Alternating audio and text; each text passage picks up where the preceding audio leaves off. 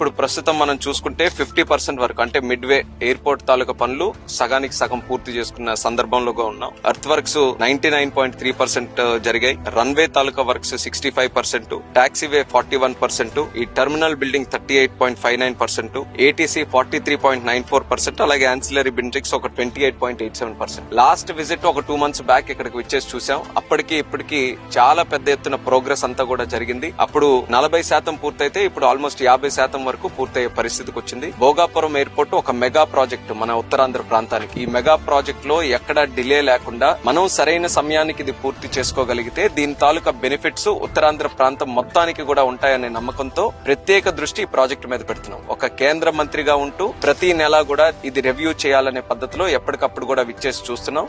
ఎక్కడ ఎయిర్పోర్ట్ పెట్టినా సరే అక్కడ జాబ్ గ్రోత్ పెరిగింది, ఎకనామిక్ యాక్టివిటీ పెరిగింది, టూరిజం పెరిగింది, చిన్న చిన్న వ్యాపారాలు అక్కడ వచ్చేసే అవకాశం వచ్చాయి. సో ఇన్ని అడ్వాంటేజెస్ ఉన్నటువంటి ఒక ప్రాంతం ఒక ఎయిర్పోర్ట్ ఉంది. సో ఆ ఎయిర్పోర్ట్ ని గానీ మనం తొందరగా పూర్తి చేసుకోగలిగితే దాని బెనిఫిట్స్ అన్ని కూడా మన విజయనగరం, శ్రీకాకుళం, విశాఖపట్నం ఈ 3 ప్రాంతాలు కూడా అనుభవిస్తాయని తొందరగా పూర్తి చేసే లక్ష్యంతో మేము పనిచేస్తున్నాం.